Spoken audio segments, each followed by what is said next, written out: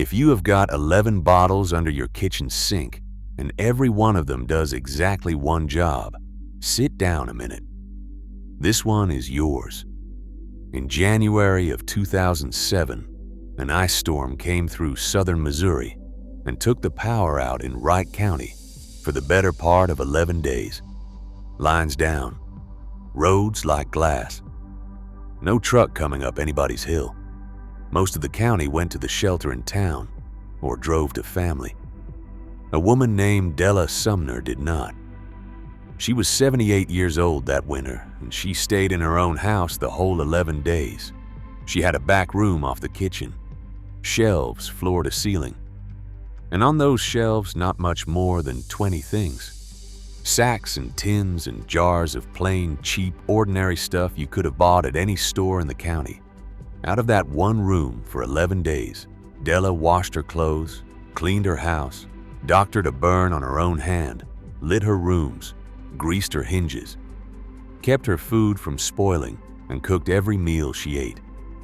Today, most of us have a cabinet under the sink with 11 bottles in it, and if the truck quits running, not one of them lasts a month.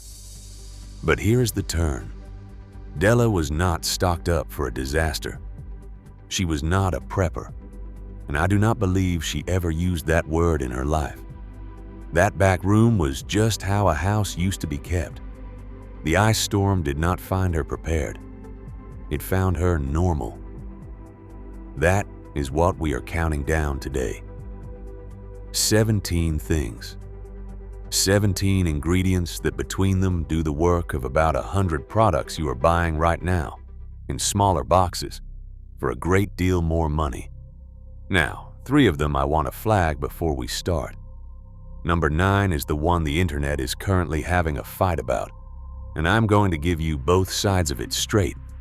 Number 5 will burn your house down if you throw the rag in the bin wrong, and almost nobody gets told that. And number 2 you can barely buy anymore. It will not go on an airplane.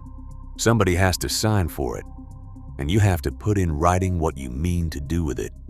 Your grandmother bought it off a grocery shelf next to the flour.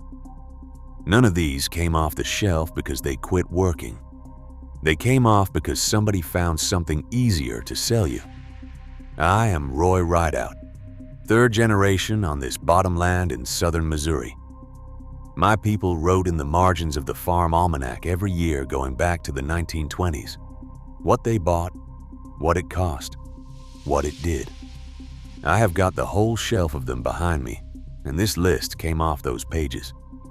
If you want the rest of these as they come, tap subscribe. Not for me, because the next one is one you are going to want. So the question is not what is in your cabinet.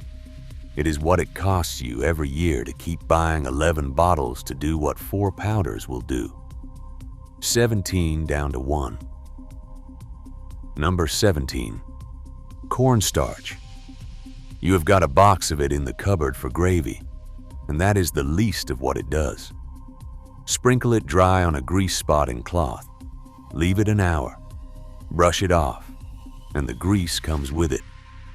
It takes the squeak out of a floorboard. It dries a rash. Worked into hair, it will do as a dry shampoo on a day when water is short. $2 a box, and it keeps as long as it stays dry. Nobody outlawed cornstarch. They just put that same job in an aerosol can and charged $7 for it. Gravy, grease, squeak, rash. 1 box. The next one is already inside every bottle of descaler you have ever bought. Number 16. Citric acid. A white powder, sour as a lemon, and it is the working part of near enough every rust and lime remover on the shelf. It strips the scale out of a kettle. It cleans a coffee pot. It brightens a stainless sink. And it is the acid canners add to tomatoes so a water bath will hold them safe. A pound bag runs a few dollars and it does not go off.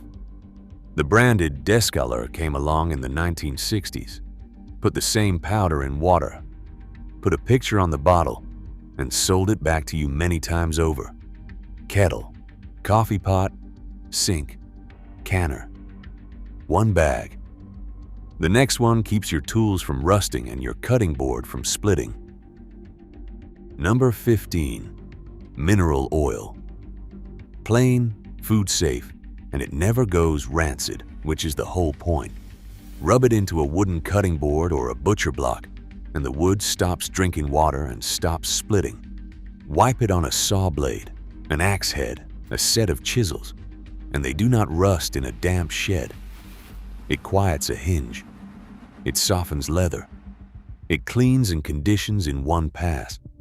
Cooking oils will do some of that too, for about a month, and then they go rancid, and your board smells like an old chip pan. Mineral oil does not. That is why it was the one your grandfather kept. A bottle is a few dollars and lasts years. Now, the next one is the only thing on this whole list that does not store well, and I want to be straight with you about it. Number 14. Hydrogen peroxide, the brown bottle.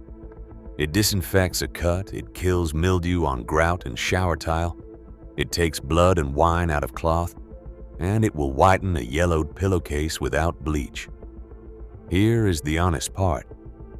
Hydrogen peroxide is unstable. It breaks down into plain water, and it does it faster in light, in heat, and once the seal is broken. That brown bottle is brown for a reason. So this is the one thing on the list you rotate rather than store. Buy small bottles, keep them dark and cool, and replace them yearly. A bottle 3 years open in a warm cupboard is water with a label on it. Everything else on this list will outlive you. This one will not. Buy it small and buy it often. First, pattern break. Everything so far is a quiet win. Cheap, useful, already half in your house. What comes next is the part that actually replaces a shelf of bottles, and it is 4 things, and it is the reason Della's back room worked. Number 13. Rubbing alcohol. Isopropyl. 70% for disinfecting, 90% and up for the other jobs. It cleans a wound. It lifts sticker glue and tape residue off anything. It cleans electronics and glass without streaking. Sprayed on a frozen lock or a windscreen, it melts ice. And it burns. Clean, near enough smokeless, no soot. A wick in a tin of alcohol is a stove that will boil a cup of water indoors without gassing you the way a charcoal fire would. That is worth knowing on day 3 of no power. Disinfect, dissolve, de-ice, and boil water. 1 bottle. Now the next 4 are the core of the whole thing, and the first one you can make yourself in your own oven for nothing. Number 12. Washing soda. Sodium carbonate. It is the older, harder-working cousin of baking soda, and it is a good deal more alkaline, which means it cuts grease where baking soda only scrubs. Half a cup in a wash load softens hard water and lifts oil out of work clothes that detergent gives up on. It strips old wax off a floor. It cleans a greasy oven. And here is the piece almost nobody knows. If you cannot find washing soda, you make it. Spread baking soda in a thin layer on a baking sheet. Put it in the oven at 400 degrees for half an hour and stir it once. It comes out grainier and duller, and it is a different chemical when it comes out. You just cook the water and the carbon dioxide out of it. 1 box becomes the other. That is not a hack somebody invented for the internet. That is basic chemistry your great-grandmother did not need to know because she could buy both. Half a cup, hard water, greasy clothes, and you can bake it yourself. Which brings us to the one it came from. Number 11. Baking soda. If you keep one thing off this whole list, keep this.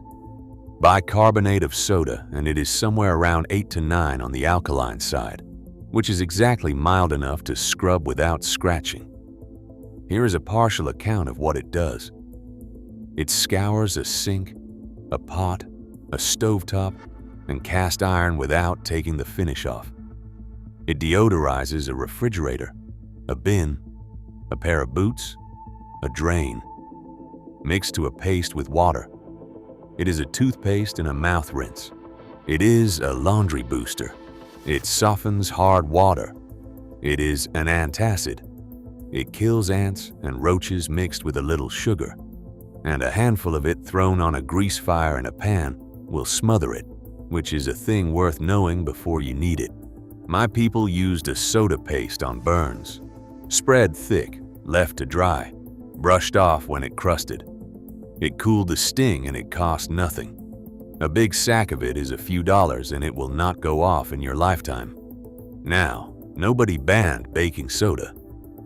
Arm & Hammer put it in a box in 1846, and it is still there.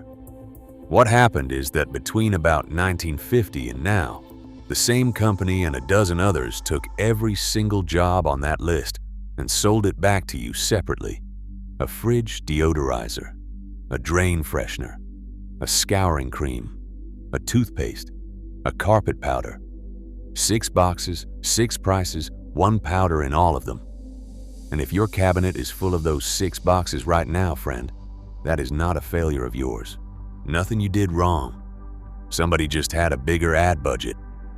1 sack, 20 jobs, never a bill. Now the acid to go with it. Number 10, white vinegar. Baking soda is alkaline. Vinegar is acid. Between the two of them, you have covered near enough every cleaning problem a house can produce, because dirt is one or the other. Vinegar dissolves lime and hard water scale on taps and shower doors. It cleans glass with no streak and no smell once it dries. Half a cup in the rinse cycle works as a fabric softener and strips detergent buildup out of towels. It kills weeds on a gravel drive, which I went through properly in the last video. It pickles. It cuts through soap scum. A gallon runs a couple of dollars. The glass cleaner in the blue bottle arrived in 1933. The fabric softener in the jug arrived in 1960. Both of them do one job that vinegar was already doing for pennies. Acid and alkaline. 2 bottles. That is the whole cleaning cupboard. Now the one people argue about. Number 9. Borax. Sodium borate, mined out of the ground in California and in Turkey, and sold in that same yellow box your mother had. It is a touch more alkaline than baking soda, around 9, and that extra bite is what makes it work. Half a cup in a white wash, and it lifts stains that detergent leaves behind. It softens hard water. It kills laundry odor. Made into a paste with water, it scours a sink or a bath as well as any branded cream. A quarter cup of it dissolved in a quart of water, sprayed on tile, prevents and clears mildew. 1 part borax to 2 parts sugar, sprinkled where you see ants, and the ants carry it home. And that is the end of the ants. Now, the argument. There is a real fight on the internet about whether borax is safe. And I am going to give you both sides honestly, because you can decide. Borax is not food. Nobody should eat it. And you should not make children slime out of it the way people did 20 years ago. It is a mild irritant. Breathe the dust, and it will scratch your throat. Get it in your eye, and you will not enjoy it. Pour it slowly. Do not make a cloud. Keep it away from small children, and wear a mask if you would rather. And that is the whole of it. It is a cleaning product.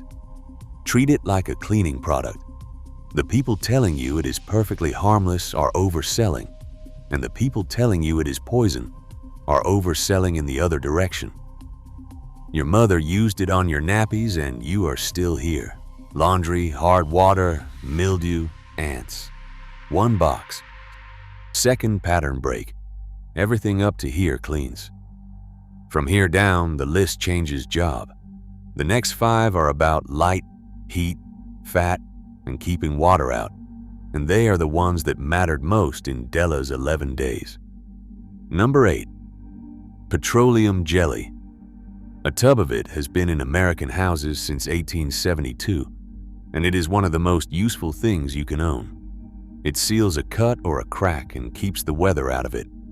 Smeared on a tool head, a saw blade, or a set of garden shears going into winter, it stops rust dead. It quiets a hinge. It softens and waterproofs leather. It stops a rubber seal or a car door gasket from freezing shut. It goes on chapped skin and on a horse's harness sores just the same. And a cotton ball worked full of it and squashed into a tin is a fire starter that lights off one spark and burns 4 or 5 minutes in wind and wet. That is the difference between a fire and no fire on a bad night. And the whole thing costs pennies. Cut, rust, hinge, leather, fire. One tub, the next one is light. Number 7. Paraffin wax. Cheap block wax, and it does 4 things. It makes candles, which is the obvious one. It waterproofs canvas, boots, matches, and thread. Melted into cardboard or sawdust, it makes fire starters that burn hot for several minutes. And it seals. Now, an honest note on that last one. Your grandmother poured melted wax over the top of jam in a jar, and it kept for a year. The Department of Agriculture moved away from recommending that some decades back because a wax seal can lift and let mold underneath where you cannot see it. If you are canning to modern guidance, use lids. I am telling you what the wax did because you may want it for cheese or for waterproofing, not because I want you sealing jam with it. Candles, waterproofing, fire starters, a few dollars a box. The next one does the same jobs, better, and does 3 more besides. Number 6. Beeswax. This is the one I would not be without. Melted with a little oil, it waterproofs boots, canvas, a coat, a hat. Rubbed on a wooden handle, it feeds the wood and grips your hand. Warmed with tallow or oil, it is the base of every salve your great-grandmother made. Rubbed on a thread, it stops it fraying and helps it pull. Rubbed on a stuck drawer, a saw blade, or a screw thread, it makes everything slide. On a wooden bowl or board, it is a food-safe finish. And a beeswax candle burns slower than paraffin, does not smoke, and does not smell of oil. Plastic wrap arrived in 1949 and took the food covering job. Petroleum wax took the candle job because it was cheaper. Beeswax did not get worse. It got undercut. Waterproof, salve, finish, thread, candle. 1 block. Now the one that will burn your house down. Number 5. Boiled linseed oil. This is the traditional finish for wood, and it is what every tool handle in a working shed used to be treated with. Rub it into an axe handle, a hammer, a chisel, a fence post, a wooden bucket, and the wood takes it in, hardens off, and stops drinking water. It feeds old furniture. It seals raw timber. Mixed with beeswax, it makes a wood polish that lasts. And here is what I promised you, and it is not a small thing. Linseed oil does not dry the way water dries. It cures. It reacts with the air, and that reaction makes heat. So, a rag soaked in linseed oil, balled up and dropped in a bin, generates heat with nowhere to go, and it will catch fire on its own. No spark, no flame. It just starts. That is not a story. Sheds and workshops go up that way every single year. So here is the rule, and it takes 10 seconds. When you finish with a linseed rag, you either lay it out flat, singly outdoors, on concrete or gravel, until it is stiff and dry. Or you drown it in a bucket of water and leave it there, flat and dry, or underwater. Never balled up, never in a bin. Polyurethane came along in the middle of the last century and took the job, and it is a fine product. But it sits on top of the wood as a plastic skin, and when it fails, you sand it all off. Linseed goes into the wood, and when it wears, you wipe on more. Your grandfather's axe handle is still good because of that. Feed the wood, then deal with the rag properly. Number 4 does more jobs than anything else on this list. Number 4, rendered tallow or lard, beef fat or pork fat, cooked down slow, strained, poured into a jar. Kept cool and covered, it holds for a year and more. And here is what it does. It is a cooking fat that takes higher heat than most oils.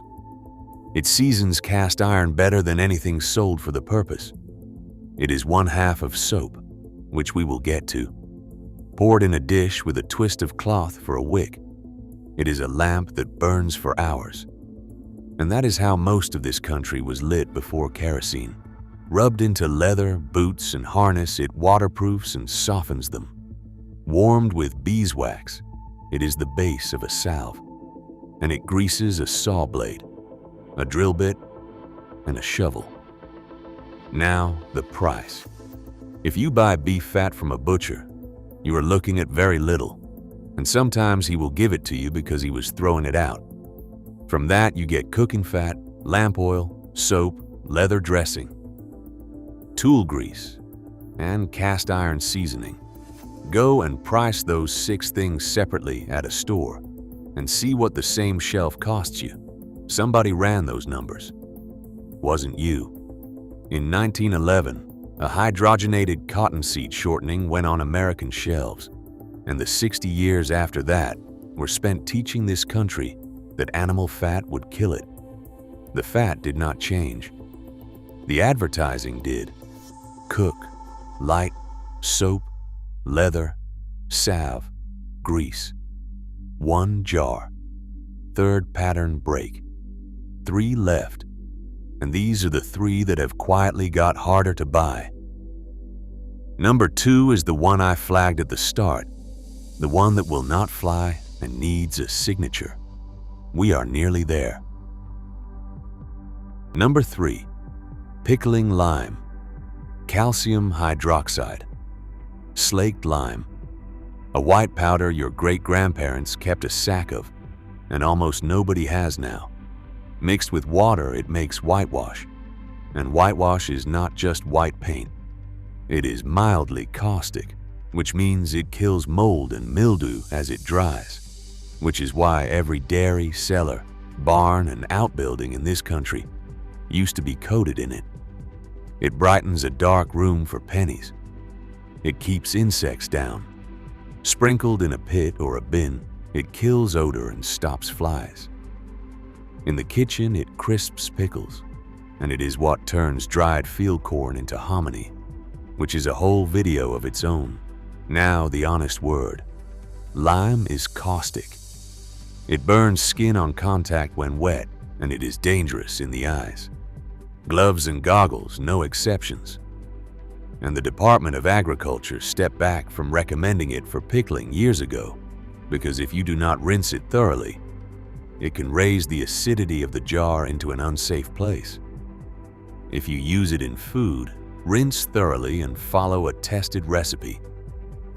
Whitewash, mildew, odor, pickles. Number 2 is the one I promised you. Number 2, lye. Sodium hydroxide.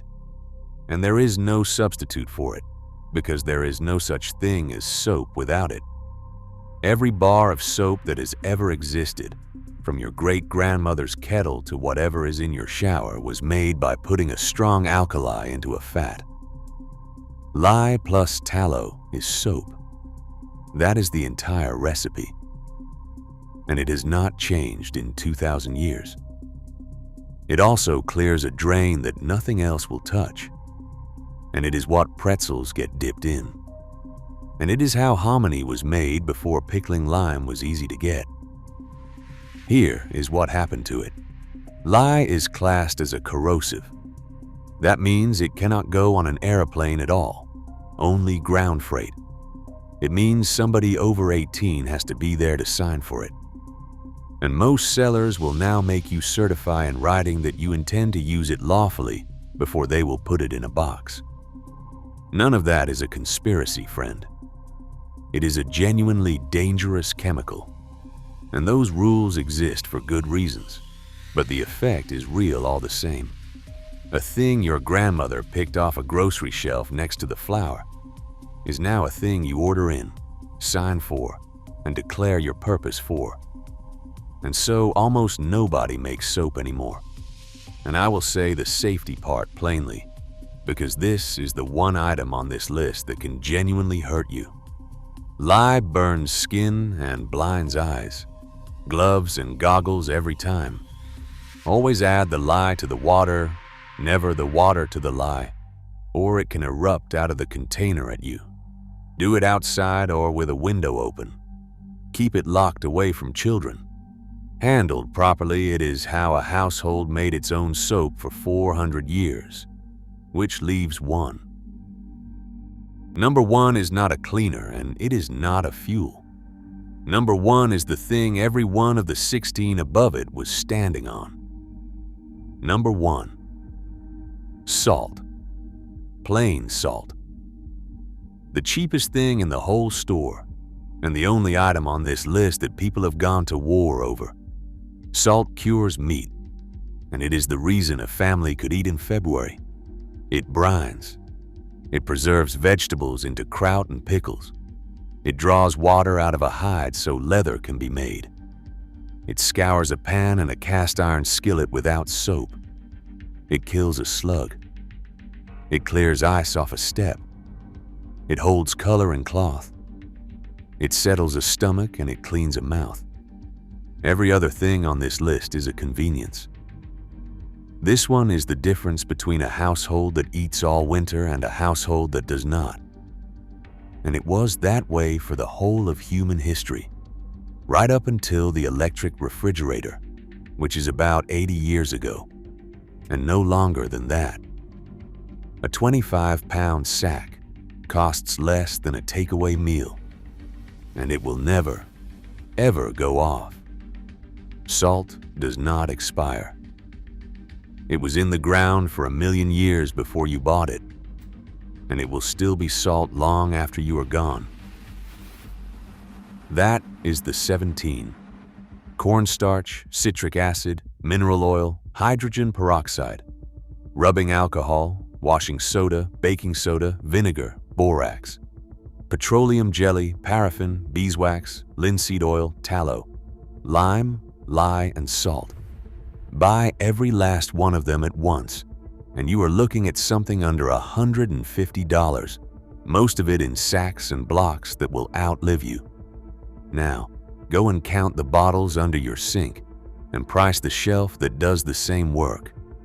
Della Sumner came through 11 days of no power in January without leaving her own kitchen.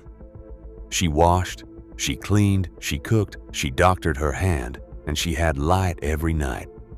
The county talked about it afterwards, and what most of them decided was that Della kept that back room because she could not afford to shop the way everybody else did.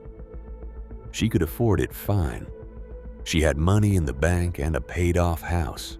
She had simply never once seen the sense in buying 11 bottles to do what 4 powders would do, and she had been not buying them since 1950. That is not poor. That is paid for. This was never really about a storm. Most of you will never sit through 11 days of anything. It is about the difference between a house that can look after itself for a while and a house that runs out on the 3rd day, and the strange fact that the second one costs more to run.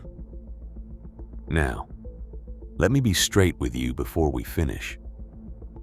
Some of what I have named will hurt you if you are careless. The lye and the lime burn. The linseed rags catch. Borax is a cleaner and not a food. I am not your safety officer, and if you use these things, read the label and use the gloves. Do not go and buy all 17 this week. Buy one. A sack of baking soda, a gallon of vinegar, and you have already replaced about half the cabinet. Or a jar of petroleum jelly and a bag of cotton balls, and you have got fire in your pocket for the rest of your life. I have got most of this list in a back room off my own kitchen, and I have never once been to town in an emergency for any of it. Tell me down below which one of the 17 your people kept. There will be something on a shelf in your memory that I have missed, and I want to hear what it was. The one that comes up most is the one I build the next video around. Your people knew this. It just did not get to you. If you want the next one when it lands, subscribe and it will find you. That is the whole trick. Do not let it go out of the family.